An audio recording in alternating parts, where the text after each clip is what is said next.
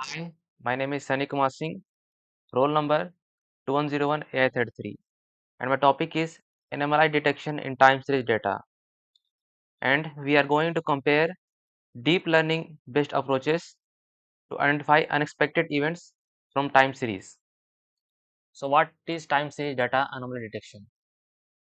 Time series data refers to a sequence of data points that are collected or recorded in successive equally spaced time intervals. Each data point in a time series is associated with a specific timestamp or time period, making it a valuable tool for analyzing and understanding how data evolves over time.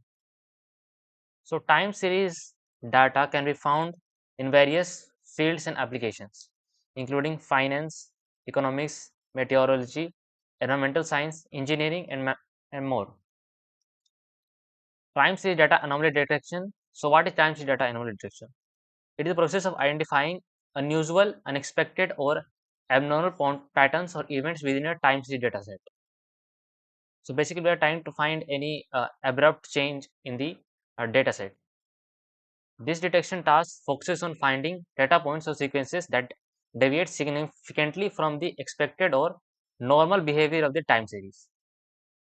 Analyze in time series data can have various implications, such as indicating equipment failures, fraud, security breaches, or unusual environmental conditions. Now, what is time series analysis? So, basically, time series analysis refers to a range of tasks that aim to extract meaningful knowledge from time ordered data. So, we are basically analyzing the time series. Extracted knowledge can be used not only to diagnose the past behavior but also to predict the future, like in stock prediction. Widely known examples of time series analysis include classification, clustering, forecasting, and anomaly detection. So, anomaly detection is the process of finding unexpected items or events from data. Has become a field of interest for many researchers and practitioners and is now one of the main tasks in data mining and quality assurance. In particular, detecting anomalies in time series is challenging because the order and the causality between observations along time axis need to be jointly considered. Recently, many approaches have been developed to address these challenges. Now, deep learning is a subfield of machine learning algorithms inspired by the structure and function of the brain, has been getting attention in recent years. Deep learning method learn the complex dynamics in the data while making no assumption about the underlying patterns within the data. This property makes them the most attractive choice for time series analysis these days. So basically, most of the uh, time series analysis use deep learning approach. Now there are various types of anomalies in time series data, which include uh, point anomaly, contextual anomaly, and collective anomaly.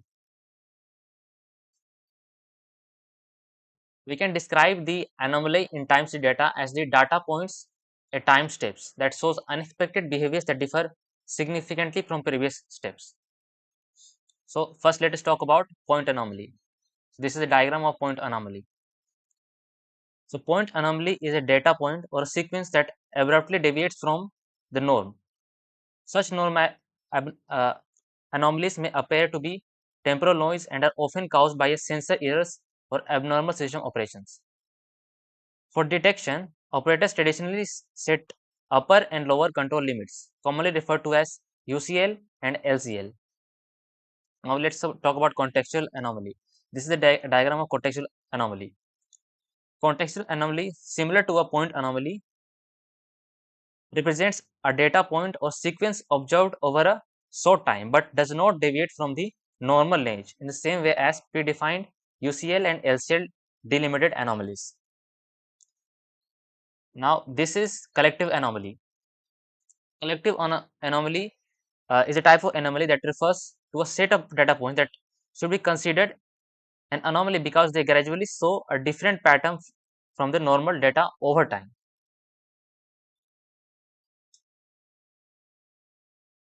Now let's talk about properties of time series data. So there are basically four properties. First is temporality. So what temporality basically means is that uh, when a time series is generally considered, so a time series is generally considered to be a collection of observations indexed in a time order. The data are captured at equal intervals, and each successive data point in the series depends on its past values. So it depends upon its prior. Hence, there is some implication of the temporal correlation or dependence between each consecutive observation. So that's what temporality means. So now let's talk about dimensionality. What is dimensionality? Dimensionality refers to the number of individual data attributes captured in each observation. Now, third is non-stationary. A time series is said to be stationary if its statistical properties do not change over time. So that's called stationary. So if it changes over time, that is called non-stationary. Fourth property of time series is noise. Noise in signal processing is a general term for unwanted changes to signals during their capture, storage, transmission, processing, or conversion. Now let's talk about application of this field. So applications include production equipment, that is, data-driven models help equipment operations in large manufacturing factories because they can detect possible failures without extensive domain knowledge. They are used in development of logistic automation system. They are also used in like smart energy management, uh, and they are crucial. And they are very crucial in cloud computing system, like cyber security, uh, because these providers are required to allocate appropriate resources to users in real time while storing sensitive information securely, and it is widely used in cyber security. Now, classical approaches of time series analysis include uh, time frequency domain analysis. In this, what we do is that time series uh, data are analyzed in the domain using the width and the height of measured thresholds. It's another straightforward yet efficient method to apply Fourier analysis to examine data with frequency domain representations. Now, second is statistical model.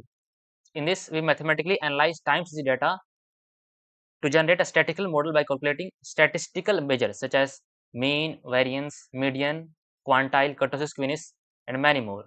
These are terms of statistics. Now, in third is distance bound model. In distance bound model, what is that? Uh, we use the explicit distance between two temporal sequences to quantify the similarity between the two.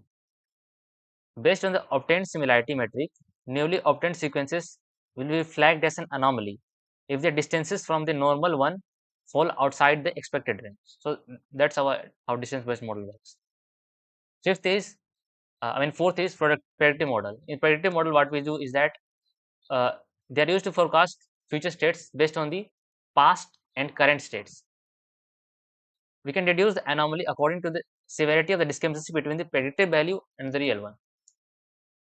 Now the fifth and the last one, widely used clustering model. Uh, in this, what we do is that it is an unsupervised setting. Clustering based methods are simple yet effective choices for grouping the data and detecting anomalies. So once the data are mapped to the time series into a multi-dimensional space, clustering algorithms group them close to the centroid of each cluster depending on the similarities, and it is able to detect various uh, groups within the data, and it is able to classify those groups effectively. Previously, we talked about the classical approaches which were used in older times. Now, recent times, these deep learning models for time series anomaly detection are used, which include autoencoder, uh, GAN. GAN stands for basically generative adversarial networks. VAE is basically variational autoencoder. RNN stands for recurrent neural network. Then there are transformers. GNN stands for graph neural networks. TCN stands for temporal convolution networks. HTM is hierarchical temporal memory. So these are various deep learning models used for time series anomaly detection. So explaining them one by one. RNN uh, RNN stands for recurrent neural networks. The most common benchmarks uses RNN to recognize pattern sequences and predict expected values. Thus, we can determine anomalies by identifying the differences between the predicted and actual signals. RNNs have been extended with other variants such as LSTM and GRU. CNN stands for convolution neural networks. Also, the RNN is a primary option for modeling time series data. CNN sometimes shows better performance in several applications that work with short-term data. By stacking convolution layers, each layer learns a higher level of features from pixels objects. Third type of modeling is hybrid. When monitoring time series data with a sliding window, the detectable anomaly pattern varies according to the window size. So, a cone LSTM model is used to uh, solve the spatiotemporal sequence forecasting problem. Now, fourth type of modeling is by paying attention to the input weights that contribute more to the output. The attention-based models can capture very long-range dependence with a relative importance to each data point. Now, let's talk about different criteria for anomaly. First is uh, reconstruction error. First criteria is reconstruction error. In general, AE, VAE, GAN, and transformers use reconstruction errors as anomaly scores. AE-based models including reconstruct input data by extracting features from them. Second criteria is prediction error. There are two ways to derive anomaly scores from the prediction model. One applies a binary level based on a probability of the data point being classified as normal. The prediction error indicates whether the expected level matches the ground truth. The other approach is to predict the expected value for the next time steps. Third criteria is dissimilarity. Dissimilarity based uh, in dissimilarity, one measures how far the value derived by the model exists from the distribution or cluster of the accumulated data. So these are the various schematics of the errors. This is reconstruction error, this is prediction error, this is a dissimilarity. Now we are going to compare various deep learning methods for time series anomaly detection. So the setup we have done this experimental setup. First setup we have is secure water treatment. In this, multivariate time series data have been collected over 11 days from water treatment test bed. It is a small scale cyber physical system, and the last 4 days of data contain 36 attacks. Now, second setup is water distribution WADI. Multivariate time series data from water distribution pipelines collected over 16 days. Third setup is Mars Science Laboratory rover MSL. In this, multivariate time series data were recorded from Mars Science Laboratory rover. Training and in this training and testing test beds are separated. Now, these are the distribution of the data of SWAT, WID, and MSL. This equal to number of training data sets, testing data sets, and the anomaly rate in each of them. Now, this is the table which indicates data sets and the methods used on them. And these are the hyperparameters such as downsampling, window size, epoch, point adjust, and learning rate, which were used on these methods. So, for performance evaluation, we adopt 3 standard evaluation metrics: precision, recall, and F1 score. So after testing, we got these results. Uh, the anomaly detection accuracy in terms of precision, recall, and F1 score. on 3 datasets with ground truth anomalies. So here we can see all of the uh, accurate precision recall F1 score of all the 3 datasets and the methods used on them. Here the board, bold letters indicate the best performance, and the underlined letters include second best performance. And now this first bar graph shows the experimental results on SWAT and MSL. That is the recurrent unbased and transform based models that capture temporal dependencies outperform DAGMM, the non-temporal modeling method. The second bar graph indicates experimental results on SWAT, MSL, and WADI. The dimensional data set affects the performance. So they are the results and analysis that we have observed from the experiment. So in modeling temporal dependencies, we can see that compared to DAGMM, which is designed to treat multivariate data without temporal information, RNN-based models show superiority. That is, the average F1 scores of the RNN-based models on SWAT and MSL datasets are 1.87% and 14.9% higher than those of DAGMM respectively. Now, in terms of parallel processing for long sequences, compared to DAGMM, GTA that aims to adopt transformer achieves overall 6.98% and 30.01% improvements in terms of the best F1 score and on SWAT and MSL datasets respectively. GTA also shows 5.11% and 10.64% improvements compared to the overall mean of the F1 score of the RNA based models on SWAT and MSL datasets respectively. In terms of dimensional datasets, you can see that the overall performance in terms of the best F1 scores on the WDI dataset are significantly lower compared to the other datasets, that is SWAT and MSL, except for GNN based methods.